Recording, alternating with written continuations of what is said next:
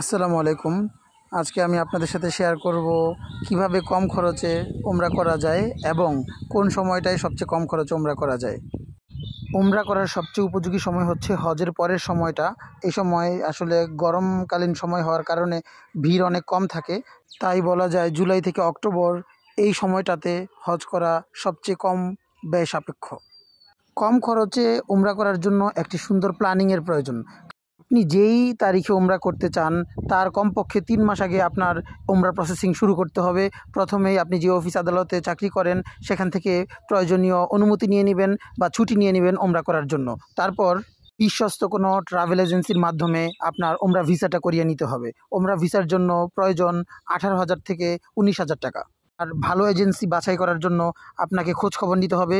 পরিচিতদের মধ্যে কেউ যদি কোনো এজেন্সির মাধ্যমে ইতিপূর্বে ওমরা করে থাকে তাদের কাছ থেকে জেনে নিতে হবে অফিসের ঠিকানা, অথবা ফেসবুক বা অনলাইন কোনো মাধ্যম থেকে বা ওয়েবসাইট থেকে যদি কোনো ওমরা এজেন্সির মাধ্যম পেয়ে যান তাহলে তাদের ব্যাপারে ভালো করে তথ্য নিয়ে তারপর ভিসা করুন, তাহলে কোনো হ্যারাসমেন্টের শিকার হবেন না।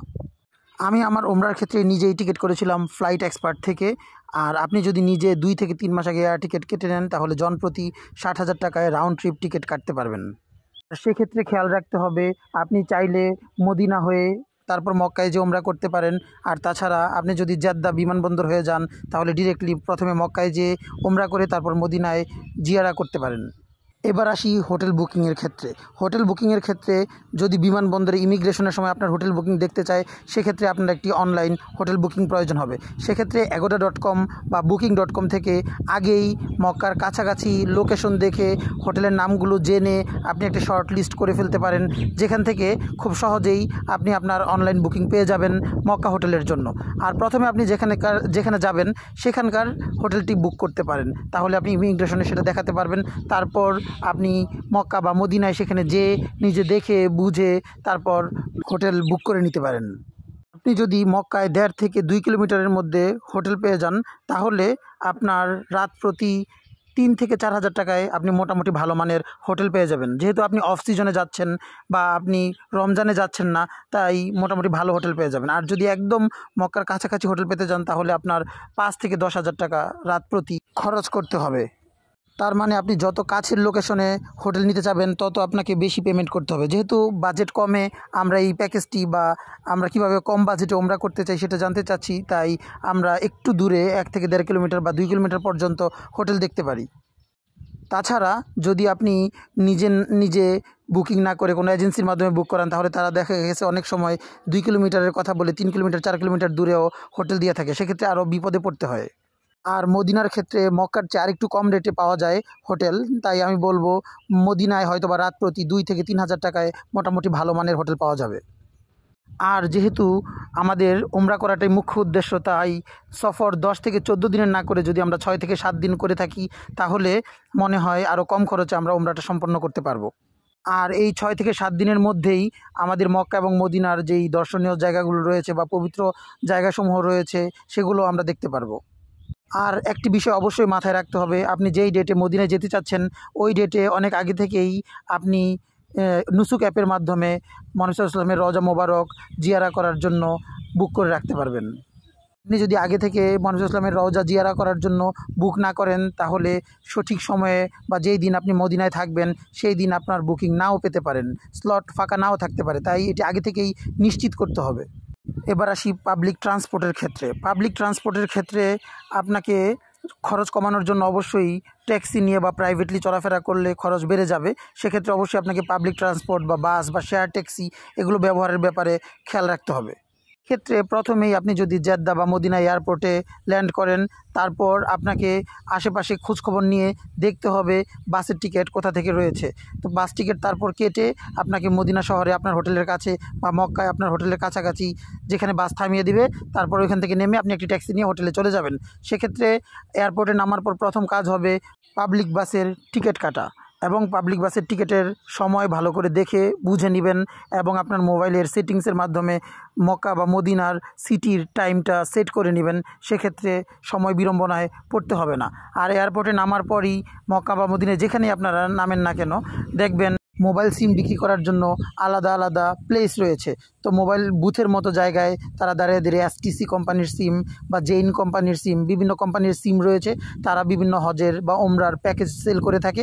তো আপনার যেই প্যাকেজটা সবচেয়ে ভালো মনে হবে আপনি সেই প্যাকেজটি নিয়ে নেবেন। সেক্ষেত্রে 25 থেকে 100 রিয়াল পর্যন্ত বিভিন্ন ধরনের তাদের 7 দিন, 14 দিন, 10 দিন, 30 দিনের প্যাকেজ রয়েছে।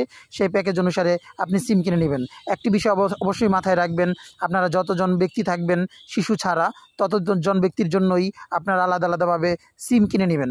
তাহলে কোনো ধরনের সমস্যা হলেও বা কেউ দূরে চলে গেলেও সহজেই কানেক্টেড থাকতে পারবেন। আর অবশ্যই মিনিটের সাথে ইন্টারনেট প্যাকেজটিও নিশ্চিত করবেন। আর সৌদি আরবে হোয়াটসঅ্যাপে কথা বলাটা খুব সমস্যায় পড়তে হয়, তাই আপনারা ইমো ব্যবহার করবেন অথবা মেসেঞ্জার ব্যবহার করবেন।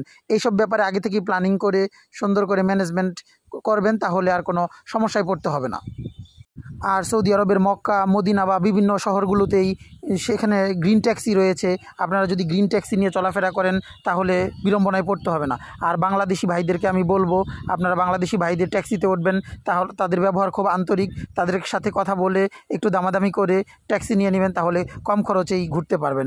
আর যদি তাও ট্যাক্সিতে যেতে আপনাদের সমস্যা হয়, আপনারা ওইখানে প্রচুর বাংলাদেশি শ্রমিক রয়েছে, কাজ করে, তাদের কাছ থেকে বিভিন্ন হেল্পের জন্য কোথা থেকে পাবলিক বাস ছাড়ে বা কোথা থেকে আপনারা বাস টিকিট কাটতে পারবেন এ ব্যাপারে তথ্যের জন্য বাংলাদেশি ভাইদের কাছ থেকে আপনারা সহজেই তথ্য নিতে পারবেন। আর যদি আপনাদের উর্দু জানা থাকে তাহলে পাকিস্তানি ভাইদের কাছ থেকেও আপনারা সহজেই তথ্য কালেক্ট করতে পারবেন। তার মানে মোট কথা হলো, মক্কা এবং মদিনায় যে দর্শনীয় প্লেসগুলো রয়েছে সেগুলোর জন্য শেয়ার ট্যাক্সি অথবা পাবলিক ট্রান্সপোর্ট ব্যবহার যদি আপনি করতে পারেন তাহলে আপনি বাংলাদেশি টাকায় 20,000 টাকার মধ্যেই সকল দর্শনীয় স্থানসমূহ খুব সুন্দরভাবে ঘুরে দেখতে পারবেন এবং জানতে পারবেন ইসলামের বিভিন্ন বিষয় সম্পর্কে। এখন পর্যন্ত আমি আমার এই ভিডিওটিতে ভিসা, টিকিট, হোটেল, ট্রান্সপোর্ট এবং সিম কেনার ব্যাপারে তথ্য দিয়েছি। আর এর পাশাপাশি আমাদের আরও প্রয়োজন রয়েছে খাবারের। তো খাবারের জন্য আমরা যদি প্রতিবেলায় মোটামুটি ভালো মানের একটি খাবার গ্রহণ করি তাহলে অ্যাভারেজে 7 দিনের জন্য আমাদের 10 থেকে 12,000 টাকায় মোটামুটি বাংলা মানের বিভিন্ন ধরনের খাবার হয়ে যাবে। তাছাড়া আরও যদি আপনি খাবারের পিছনে খরচ করতে চান তাহলে তো খরচ করাই যাবে, কিন্তু সেক্ষেত্রে আমাদের বাজেট ক্রস করে যাবে। যারা আপনারা আমার সম্পূর্ণ ভিডিওটি দেখেছেন, তো আপনারা যদি বিভিন্ন খাতের টাকা হিসাব করবেন তাহলে আপনারা দেখতে পারবেন ভিসা, টিকিট, হোটেল, ট্রান্সপোর্ট, খাবার দাবার, সিম বা ইহরামের কাপড় সব কিছু কেনাকাটা সহ যদি আপনারা টোটাল খরচটা যোগ করে ফেলেন তাহলে দেখবেন 1 লক্ষ থেকে 1,20,000 টাকার মধ্যে আমার এই প্যাকেজটি কমপ্লিট হয়ে যাচ্ছে। সেক্ষেত্রে আপনাকে সম্পূর্ণ নিজে নিজে প্রসেসিংগুলো করতে হবে, ইন্টারনেট ঘেটে বা ফেসবুকে ওমরার বিভিন্ন গ্রুপ রয়েছে সেখান থেকে তথ্য নিয়ে, বা আমাকে যদি মেসেজ দেন আমিও আপনাদেরকে সাহায্য করব। সেক্ষেত্রে আপনারা নিজেরাই কম খরচে ওমরা করতে পারবেন। আর বর্তমান সময়ে যদি আপনারা কোনো ট্রাভেল এজেন্সির মাধ্যমে ওমরা করতে চান তাহলে অবশ্যই ব্যক্তিগতভাবে একজন ব্যক্তির জন্য 1.5 লক্ষ থেকে 2 লক্ষ টাকার নিচে কোনোভাবেই ওমরা করা সম্ভব নয়। আমার ভিডিও দেখে যদি আপনারা কোনোভাবে উপকৃত হয়ে থাকেন তাহলে আমার চ্যানেলটি সাবস্ক্রাইব করবেন। আসসালামু আলাইকুম।